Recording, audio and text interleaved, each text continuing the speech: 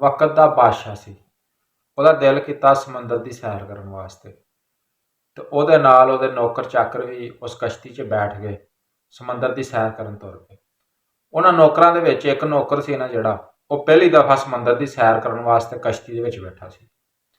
ਉਹ डरे भी कश्ती किते उल्ट ना जाए, लहरां आउण जां इस टाइम छल्ला आउण तो डरे भी किते कश्ती उल्टदी। उन्होंने बादशाह नूं वेख वेख के ना बड़ा परेशान, तो उन्होंने बादशाह नूं बड़ा गुस्सा चढ़े। एक दना आदमी बैठा सी, वो बादशाह नूं तो उस मुलाजम नूं वेखण दिया सी कि बादशाह नूं इस मुलाजम ते गुस्सा चढ़दा पिया। वो दना आदमी ने कहा, बादशाह सलामत, तुसीं हुक्म दो तो इहदा मैं डर ला दा। उन्हें कहा, जल्दी कर, इहदा डर ला दे। बादशाह तो कहता सी भी इहदा डर लथे रौला मुके, भी मामा जो डुबना सारे ने डुबना, कश्ती एक दे विच ही बैठे हैं सारे ने, तू कल्ले ने तो नहीं डुबना। वो दना आदमी ने किया, उन्हें नौकरां नूं हुक्म दिता, उन्हें कहा चुक के मारो विच समंदर दे। नौकरां ने चुक्या, चुक के समंदर च मारिया। इहनूं 8-10 गोते आए ना जो, वो दना आदमी ने बंदियां नूं कहा इहनूं कढ लो बाहर, मुलाजमां नूं कहा उन्हें भी नौकरां नूं कहा इहनूं बाहर कढ लो।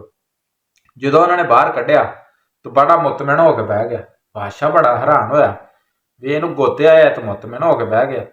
तो दना आदमी नूं बादशाह कहंदा की कीता इहनूं, तो दना आदमी हमेशा फिर दनाई वाली गल करदे। तो उन्हें कहा, बादशाह सलामत, इन्हें कदी समंदर के गोते ले ही नहीं सी, इहनूं की पता सी कश्ती की किधरों कीमत दा। अज इन्हें गोते लै लिया, इहनूं हुण पता चल गया कि कश्ती की कदर कीमत की आ। ते जिहड़े बंदियां ने कदी गोते नहीं ना लए हुंदे, उन्हां नूं की पता कश्तियां दे की स्वाद हुंदे।